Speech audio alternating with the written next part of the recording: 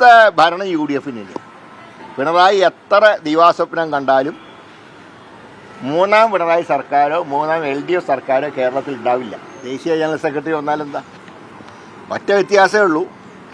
ഇതുവരെ അഖിലേന്ത്യാ general secretary സംസ്ഥാന സെക്രട്ടറിനെ കാണുമ്പോൾ മടിക്കുത്ത് അഴിച്ചിട്ടിരുന്നു. ഇനിയിപ്പോൾ അത് വേണ്ട. രണ്ടും കേരളക്കാരായതുകൊണ്ട് ആ പ്രശ്നവുമില്ല.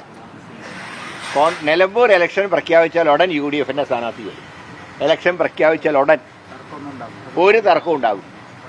ഒറ്റക്കെട്ടായിട്ട് പാർട്ടി തീരുമാനമെടുക്കും. ഒരുമിച്ച് തന്നെ പാർട്ടി രംഗത്തിറങ്ങും. UDF രംഗത്തിറങ്ങും. 20,000-ൽ കുറയാത്ത വോട്ടിന് നിലമ്പൂർ സീറ്റ് UDF LDF-ൽ നിന്ന് തിരിച്ചു. കോൺഗ്രസ് ആരെ സ്ഥാനാർത്ഥിയാക്കിയാലും UDF ആരെ സ്ഥാനാർത്ഥിയാക്കിയാലും പിന്തുണയ്ക്കുന്നതാണ് അൻവർ പറഞ്ഞത്.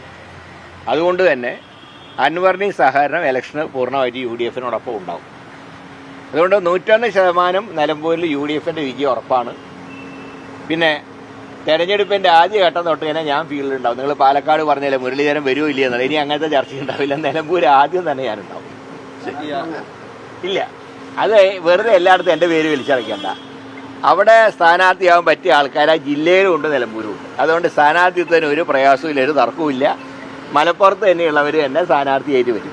ഈ അടുത്ത നിയമസഭാ തെരഞ്ഞെടുപ്പിലേക്കുള്ള ഒരുക്കങ്ങൾ തുടങ്ങിയെന്ന് പറയുന്നു.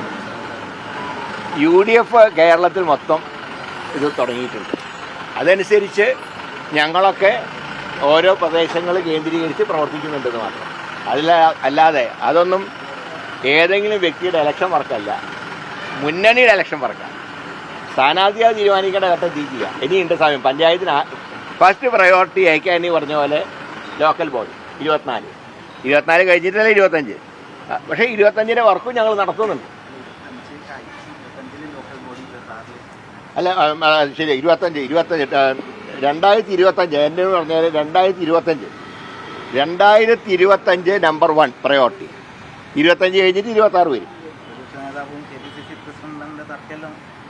അവർ തമ്മിൽ ഒരു തർക്കവുമില്ല. അങ്ങനെ ചില മാധ്യമങ്ങളിൽ വരുന്ന തർക്കം മാത്രമേ ഉള്ളൂ. അവർ തമ്മിൽ തർക്കവുമില്ല. രണ്ടുപേരും ഒരുമിച്ച് നീങ്ങുന്നുണ്ട്. ഇപ്പോൾ ഞാൻ ഒരിക്കൽ കൂടെ പറയുകയാണ്, 2025 ലോക്കൽ ബോഡിക്കാണ് ഞങ്ങളുടെ ഫസ്റ്റ് പ്രയോറിറ്റി. 26 അസംബ്ലി. പക്ഷേ അസംബ്ലിയുടെ വർക്ക് ഞങ്ങൾ നടത്തുന്നുണ്ട്. കാരണം ഇപ്പോൾ പഞ്ചായത്തിൽ വേണ്ടത് വാർഡ് കമ്മിറ്റികളാണ്. ഇപ്പോൾ വാർഡ് കമ്മിറ്റികളൊക്കെ പൂർത്തീകരിച്ചു കഴിഞ്ഞു. പക്ഷേ അസംബ്ലി വരുമ്പോൾ ബൂത്ത് കമ്മിറ്റിയാണ്, അതിൻ്റെ വർക്ക് നടക്കുന്നത്. അതുകൊണ്ട് അടുത്ത ഭരണം UDF-ന്. പിണറായി എത്ര ദിവാസ്വപ്നം കണ്ടാലും മൂന്നാം പിണറായി സർക്കാരോ മൂന്നാം LDF സർക്കാരോ കേരളത്തിൽ ഉണ്ടാവില്ല. പുതിയ പാർട്ടി ദേശീയ ജനറൽ സെക്രട്ടറി വന്നിരിക്കുകയാണ്. കൂടുതൽ സജീവമാവുകയാണ് CPM. ദേശീയ ജനറൽ സെക്രട്ടറി വന്നാലെന്താ? ഒറ്റ വ്യത്യാസമേ ഉള്ളൂ.